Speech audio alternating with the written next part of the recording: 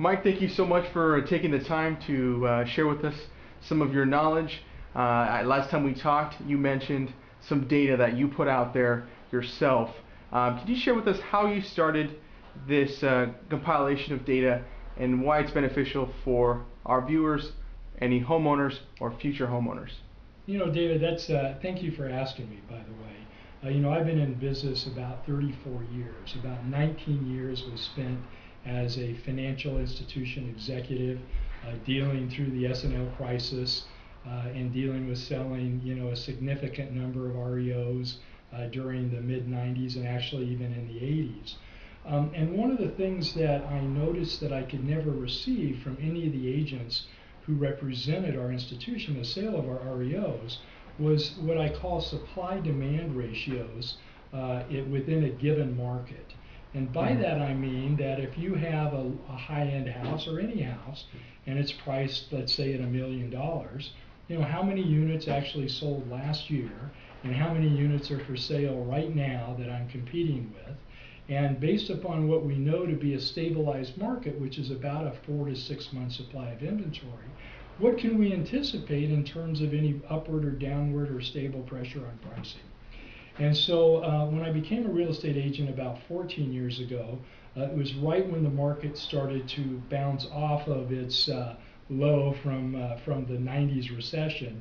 And for a long period of time, demand was so high, fueled primarily by runaway interest rates and fog and mirror underwriting standards, that we really didn't have to pay attention to any of those ratios.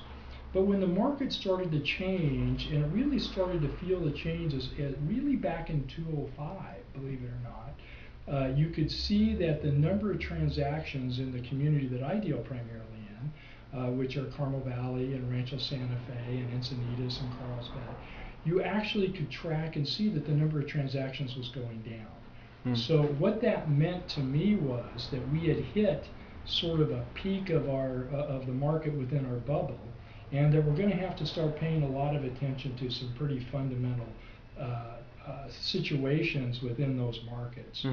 And so what I did was I developed basically an article and an approach that's now published every month in a magazine called Premier Magazine.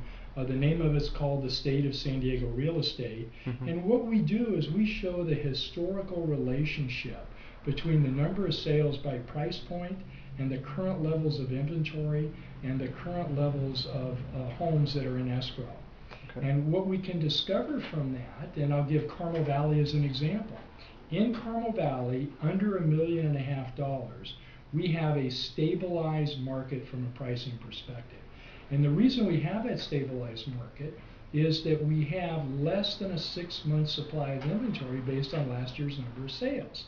And so, the National Association of Realtors defines a stable market between a 4 to 6 month supply of inventory based upon, let's say the most recent absorption.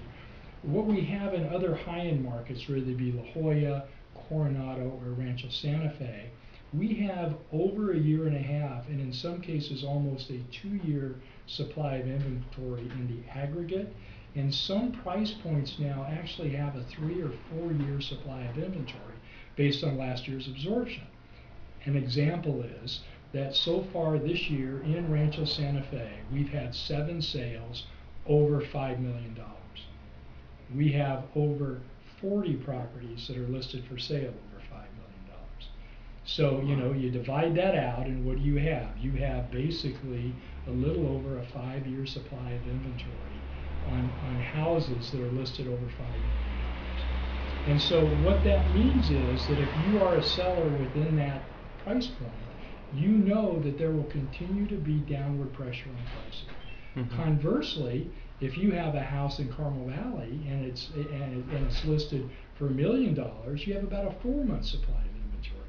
You know that you're going to be able to sell it within a reasonable period of time, and you know that as long as your home is in good shape, that you're not really going to experience the same downward pressure on pricing that you're having at the high end. So by publishing these numbers, and I actually do it for 10 different high-end communities throughout San Diego County, and primarily they're in the north They're in North County, except for we do Coronado and we do La Jolla because they're more of a high-end sort of environment. But depending on which community you live in, you can actually pick up a copy of this magazine, look at your price point, and you can tell if you have upward or downward pressure on pricing, and you can tell just whether or not you're going to be able to sell your house for what you think it's worth. Wow. So it really creates a real fundamental measuring stick for people to know where they sit in the market today.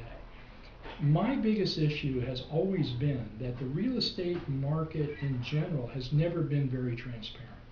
You know, we are an industry that in many cases thrives more on rumors than facts, at least historically.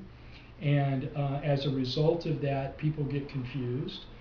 Decisions are made that aren't necessarily the right decisions under the circumstances, not because people can't make good decisions, but because they don't have good facts.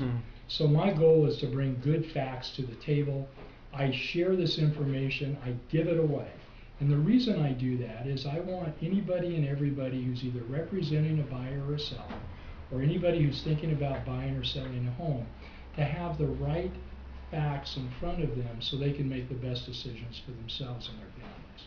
And that's the reason that I've done this. I go to great lengths to try to bring this message.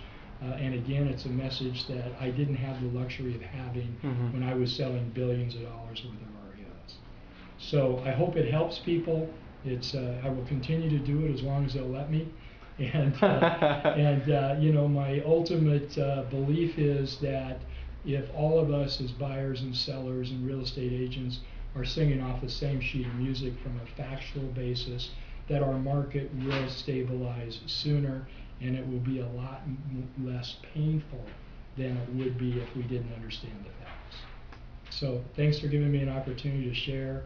If anybody wants to get the information, pick up your local copy of Premier Magazine. It comes out every month, and right in the beginning is my article, The State of San Diego Real Estate. Wonderful, Mike. Thank you so much for your time. David, you're welcome, and thank you for doing what you do. It's very important.